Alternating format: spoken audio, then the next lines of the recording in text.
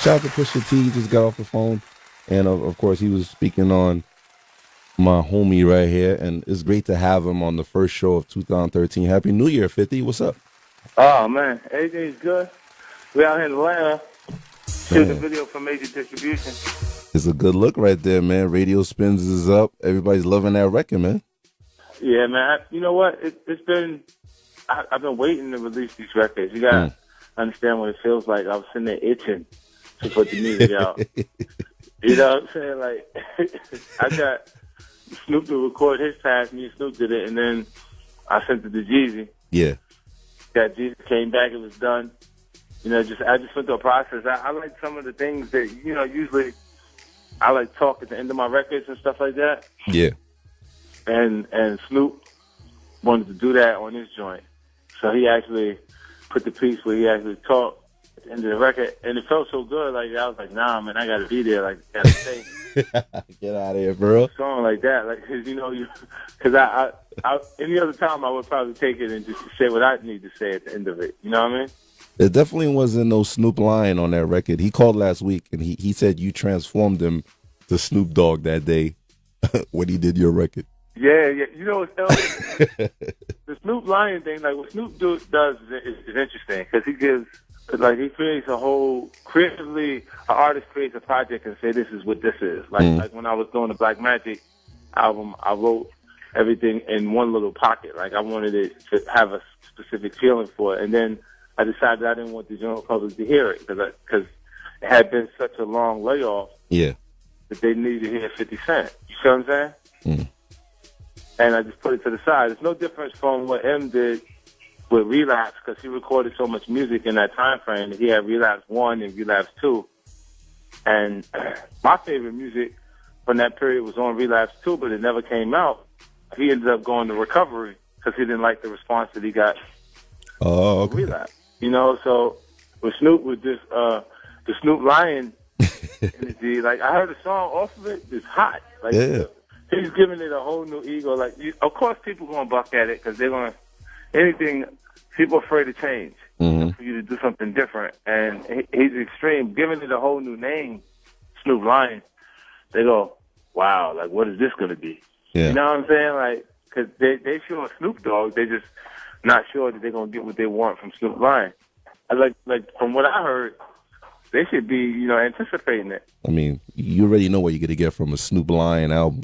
Yeah, but I mean, look at 90% of what's going on in the culture has those things. Like not the actual singles, but the actual records that they would consider the hardcore music.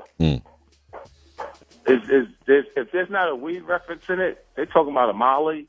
Yeah, I was talking about that last week. Why is this? I even asked Snoop about that. Like this phenomenon. Like you know, you don't do drugs, but I mean, isn't it crazy? Like I mean, do you have to talk about that, Fifth, in the next couple records? I think it's a part of like things like music is like fashion, it recycles itself. So we went back to our bell bottom phase. You know, it's hippies, like where the kids just want to get high and have fun. Slim fitting jeans and crazy colors. Yeah, well, yeah, the skinny jean, it was the reverse though. Instead of the bell bottom, it was skinny jean. But that guy that was wearing them is like a hipster. He's a hippie. At the end of the day, you know what I'm saying? Like, you know you got that kind of talent. I don't think Snoop has to prove that he's talented. Yeah. You know what I'm saying? Like, so you should expect that it's actually going to be up to standard. Like, he's not going to put out no garbage. And major distribution, a lot of people were shocked that you threw Jeezy on there. What made you do that decision? Because I heard the version with just Snoop. That was overdue. It was overdue that we actually made a record together at some point, and it was like, it's one of those things, like, we almost did it twice. Twice we almost did it, like, it was music that was passed back and forth, and they just weren't the easiest collaborations. This record right here is in a vein where both of us fit with no problem. You know what I'm saying? And that was a no-brainer for him, man. Oh, he loves it, man. Yeah, definitely went. He was in his zone on the record, too. You can hear it. See, a hit record is a marriage between lyrical content and hit production. So when the music, a lot of times artists will walk into the studio and they have the production playing. If the production is hot, it'll inspire them to say cool things, like good stuff will come out of them. You know what I'm saying? And when you put music that's a hit in front of them and let them go, and you know you're already in that pocket that he's comfortable in, Jeezy gonna show up, man, every time on that. You know what I'm saying? So I didn't even have any doubt at all. Like when I shot the record over, I said, "This is gonna be out the window." Right here. And I was just thinking, like, is it time for me to release it? And then you could tell by how I put out major distribution. There was no announcement that the record was coming or. Yeah, there definitely wasn't no Interscope meeting before that went out. Yeah, what I did was I went, shot the teaser. I had everybody come to the actual the studio where I was filming at. We shot the teaser piece for the actual video of it because people consume music differently now. Like if you look online, they done watched the teaser 2 million times. Wow, that's crazy. Just the teaser. So, yeah, they watched the teaser 2 million times, and it's because I'm releasing it. I know I'm releasing it during a period where everybody's gone. Like I put the record out before the Christmas holiday. Yeah, you're right. That's crazy. Can we get into that? We'll come right back. Let's get into that record right now, man. Yeah, check this out. This is a new joint off Street King Immortal. It's called Major Distribution, featuring Snoop Dogg, Young Jeezy. 2013, let's go. He's saying, who cared? Gina Radio, this shit is unreal. The fucking reaction to this record, even when I first played it, it was like I had to play it like 20 times in a row, man. I'm glad that, you kind of like slapped all the doubters out there. I know you've been getting a lot of doubt for 2012, Well, that's a part of the game. Like, yeah. I think you don't even have to give reason for doubt. That's just because there's a point that they start putting you up against the best material that you put out. They go, yeah, it's cool, but it's not as good as it was when he did the Carter. You know what I'm saying? And then it's like, no, that's how you felt. The music you're making now is that good too. It's just how you felt at that point. You know what I'm saying? But do you go crazy when you hear like Pop the Molly, I'm Sweating, woo, like all these records and these are hits, and you're not that kind of guy, but you got to see what's out there and what's popping. Popping crazy is popping. No, it's popping, but I'm just saying, like, in your mindset, I mean, how are you going to relate to what these kids are listening to, man? I understand it. You see the humor, you see the energy that's on the record. Like, when you look at that record, the video was more important than the song. Yeah, the visuals. Yeah, what's his name? Trinidad? Yeah, Trinidad James, yep. Yeah, his crazy, right? video was really important. That was important because it was like it felt like you was looking at. Nah, this ain't real. That's like, you know what I'm saying? And it was a risky choice because it was. I mean, it's him being an artist, but it was definitely a risky choice because we don't know who Trinidad James is. So for the very first time, you come out looking like that. You go, is this nigga really like look like that? That's what he doing? When you looked at the video closer, you was like, yo, hold up, this is dead serious. It was interesting because you'd look and you'd be like, maybe, yeah, there's a guy out there that's just like that. Yo, definitely. Man. Because you're just talking about clothes at that point because everything he had on was stylish. Then he had on the, what's the name drawers, the Armani Exchange drawers. Yeah, they got the 8 gold rings. Yeah, he had the gold rings. And he had the 1 gold tooth. The Versace slippers. And you can't fake your teeth being like that. Them teeth really fucked up like that. Yo, but when you did Pimp and Curly, I thought that was funny. This guy is like, I don't know. I don't know, man. He's a real Pimp and Curly. And may I add, a lot of people wish that would come back, but, whatever.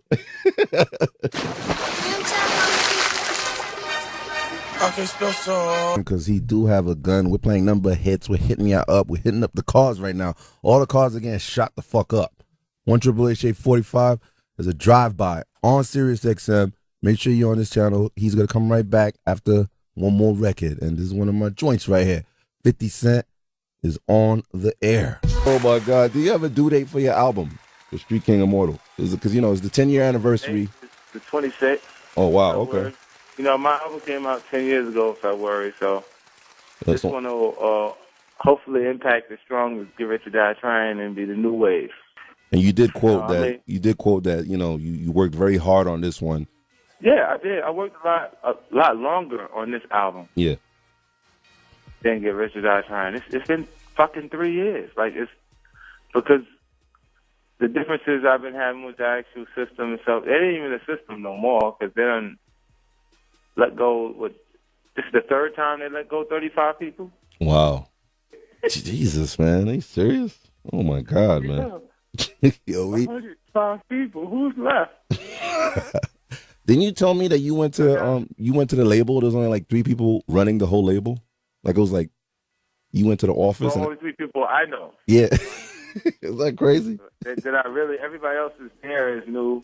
They gotta bring new energy in, and I mean, but honestly, all businesses have to make adjustments. You know what I'm saying? So they're making the adjustments, and we'll have a successful project. It's not like won't it'll do anything to the project to make it less of a success, but it's just a huge adjustment from when we started to where we're at now. It's been a journey. Like, think about this. This is why G-Unit actually had to be dropped off Interscope because their recording agreement said that they were entitled to $750,000 in advance for those next projects. And of course, the music is kind of different now. The whole come industry. On, man, they'll give a new artist $40,000, $50,000. Yeah, coming in. When they be saying they're gonna get these guys $1 million or $2 million, they talk about the entire recording fund. Yeah, that's what I was telling everybody, which is still good. $2 million, Yeah, that means they're gonna treat you like a decent artist. But come on, people don't realize it. The music videos don't have to be expensive music videos, but after they work the song. Even that My Life video, that was expensive. You got helicopters and all kinds of shit going on, like. Yeah, but that's different. I'm a different story. Okay. Don't put me in there with a new guy.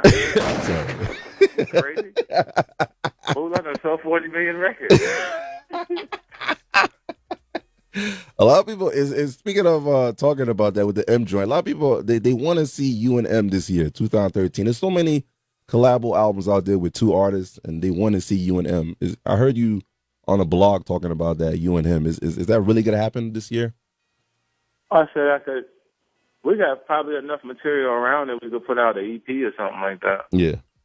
That of me and him, just stuff that we did over the years. Because I recorded, I think 3 songs with him for Relapse, and they were going on Relapse 2.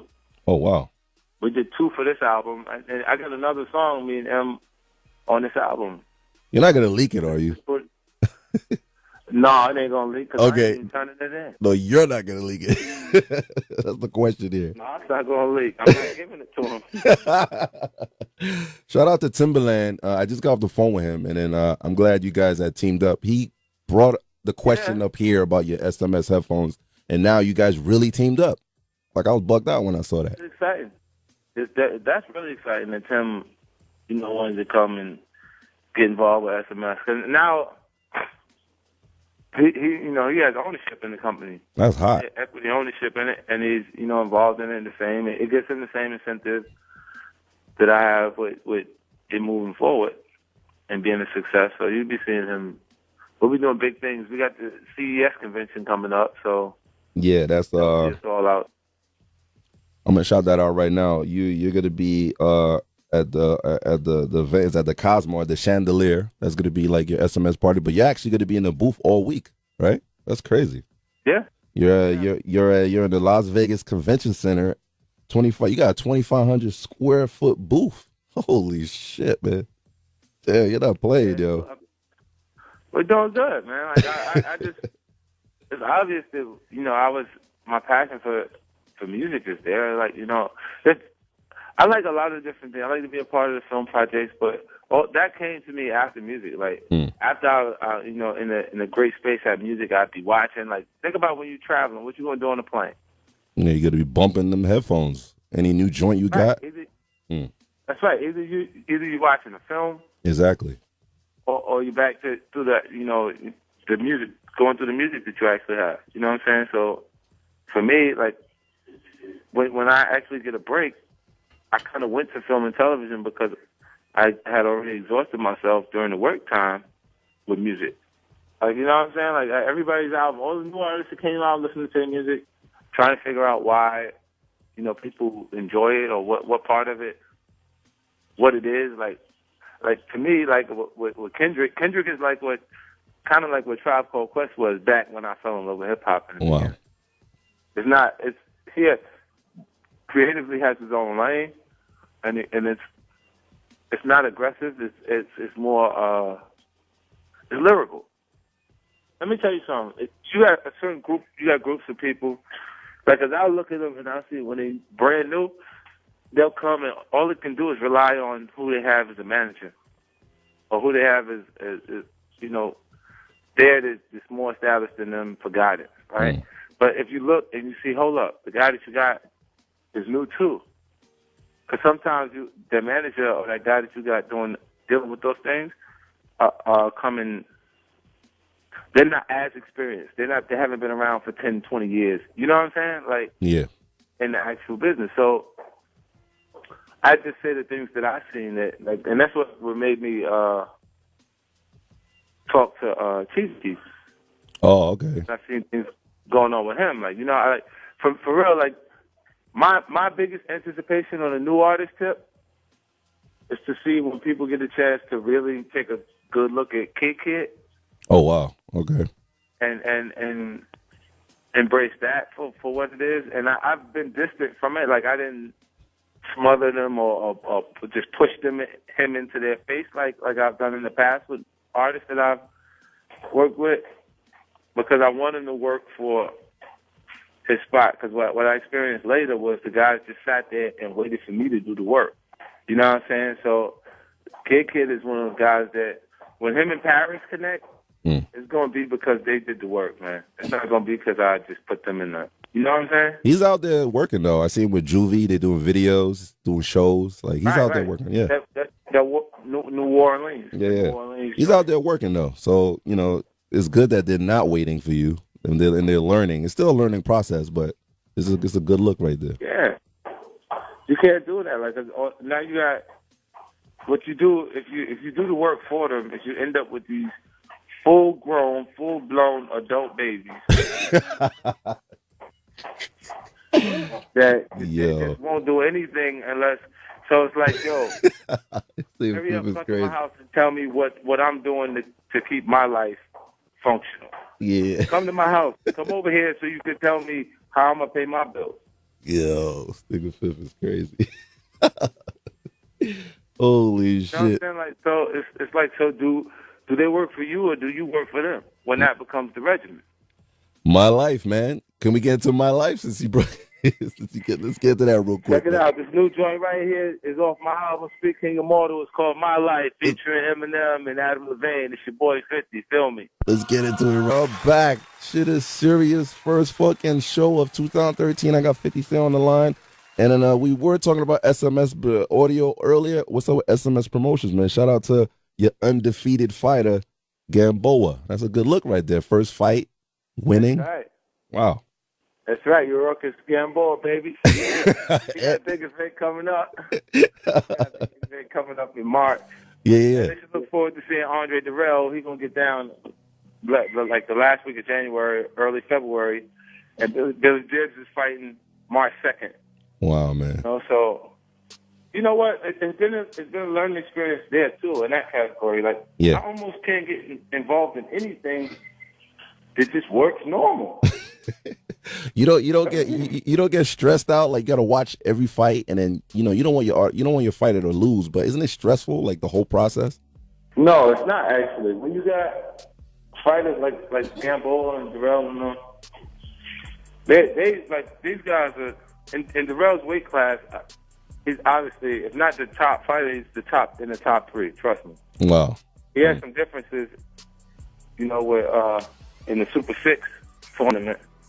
He hasn't even been defeated. He's been cheated once. And those actual differences, it shifts where he has to actually make some changes with things. And obviously, associating himself with me and working with me is a big part of that change.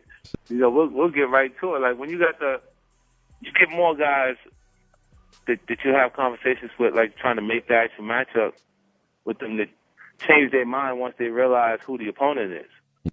And they go, nah, we don't got to take that right now. Why would we take that? You know what I'm saying?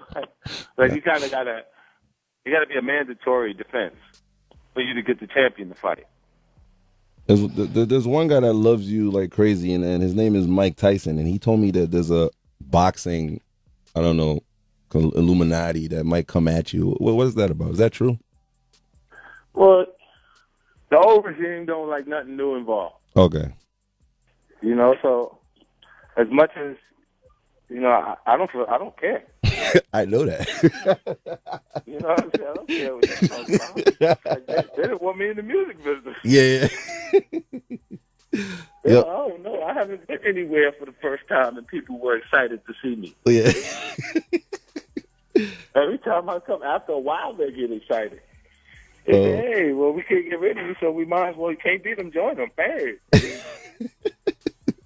And it's great that he was on the undercard with Pacquiao, but isn't it crazy when Pacquiao lost, man? What was your reaction with that? Yeah. You know what? Like, when you're dealing with that caliber of talent, the Manny and Marquez, if you see, Manny got hit with 2 shots. He was beating Marquez to death in that actual fight. You understand what I'm saying? Like, in those rounds, and there was 6 seconds left in that round. So if he didn't actually land the shot that he landed to knock him out, chances are they would have stopped the next round. Oh, okay. And it would have been a technical knockout for Manny. But that was rough, you know man. So I mean, it was definitely the most exciting fight of the year, right? Yeah. That hit. Exciting knockout of the year. Like, you see what happened on Instagram after that? Yeah. Yeah. Oh my God. The man showing up planking everywhere. Blanket. What's up with you and Floyd, man? You know, a lot of people, they read the tweets, they read your blogs and stuff. Is it real? Like, you know, it's 2013. Is it still gonna go on, or is it? What's the situation with it? I don't have anything positive or negative to say about that. Oh, okay. It is what it is. You know what I mean? Like, so, what is it? And I'm sure this50.com will have all the updates on that. Oh yeah. Let me shout out. You are doing a book signing at Barnes and Nobles this Monday from 7 p.m. to 9 p.m. and you have your workout book is coming out, which is another one of your money making joints right here. Formula 50, the 6-week workout. I mean, it's perfect. It's coming out now because, you know, the New Year's resolution is to try to get the six-pack and lose weight, and this is a perfect timing.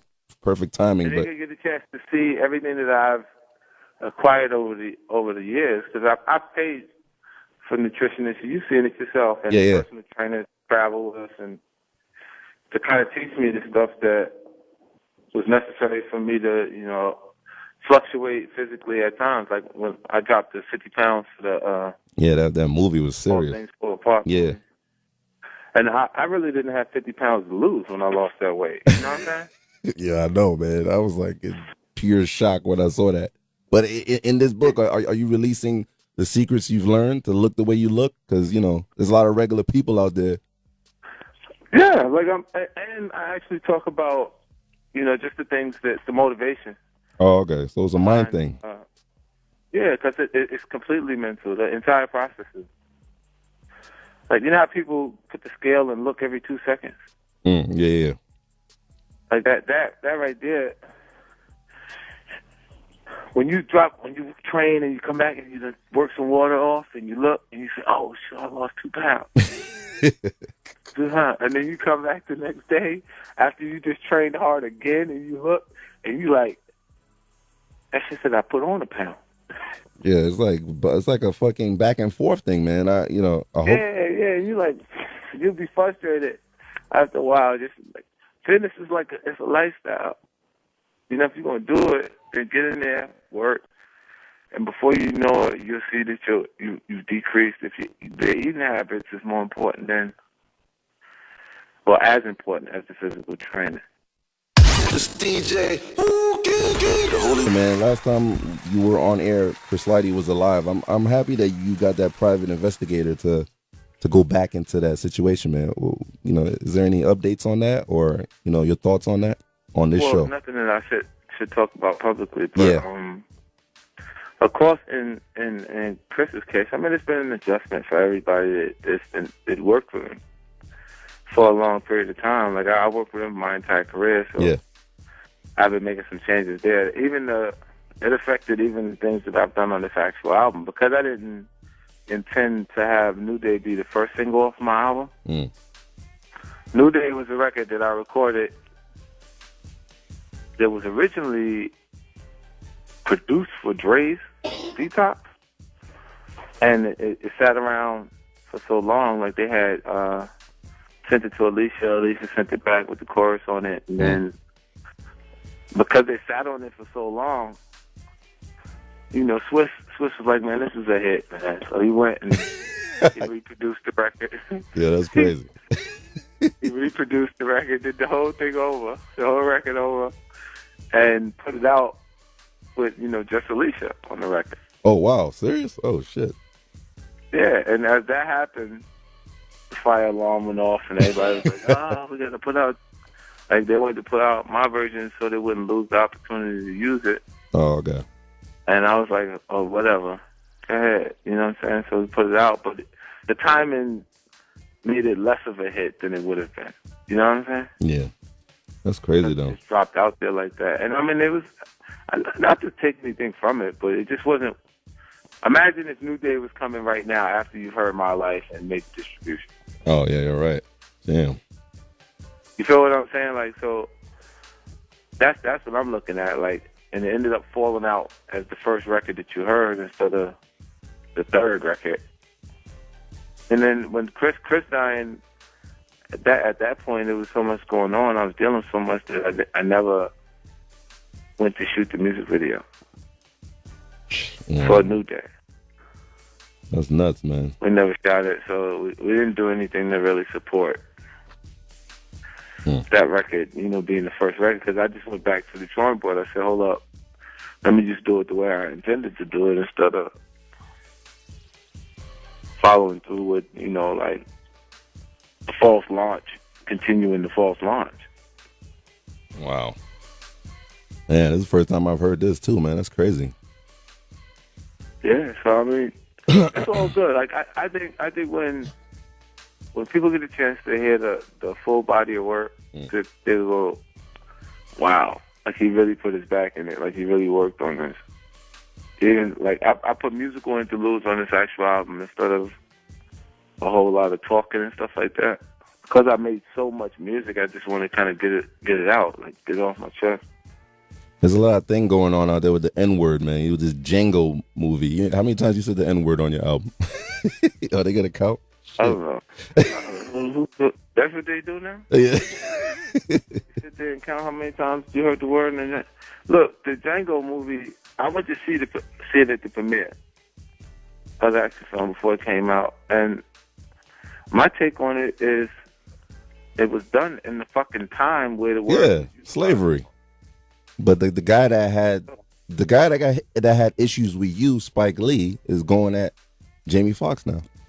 So, well, I mean, I guess he's just upset, man. Sometimes you wake up on the wrong side of the bed, and you already got an attitude. So you see some shit. You woke up on the wrong side of the bed, saw the fucking movie out there, said Django, and then with Quentin Tarantino. Come on, man. How many times did they say nigga? They got mad as a motherfucker, man. Spike gonna kill somebody. Oh my God. You gotta relax him and let him watch the game, man. Let him watch the Knicks. And shout out to Kim Kardashian. You want to congratulate for 2013, a new baby, man. New baby for the year, man. Yeah, congratulations. Yeah, baby. Wow. How much money do you think that baby's gonna be worth? Huh? How much money do you think the baby's gonna be worth? Like the love child. I don't know. I think children are priceless. Oh, okay. All right. Yeah, ask how much is your kid worth? I don't know, probably like 10 G's. I don't know, 15, something like that, right? Stupid. Yeah, I'm fucking with you, man. So you let me have him then. You can have him, man. I'll give you 10,000 for him. I'll show you him. 50 cent, man. I'll take him. I want a baby. Yeah. Yo, they love you out here, Fifth, man. I'm glad you called up, man, because your lawyer is telling me you got to get off. All right, yeah, I got to get out of here. I got things to do, baby. Yeah, and then so the video will be done this weekend. All right, it'll be out like next week, the finished product. We're shooting it now. We're here now. Yeah. So we are waiting for the final product, and we're loving it anyway. So I'm going back on that record again. You want to intro it for the last time, and then I'll just keep going. That's right. This right here. It's called Major Distribution. Street King Immortal, February 26th. Your boy 50 Cent featuring Snoop Dogg and Young Jeezy. Here we go again. Yeah, we're going in and again, man, and again and again and again. Pow.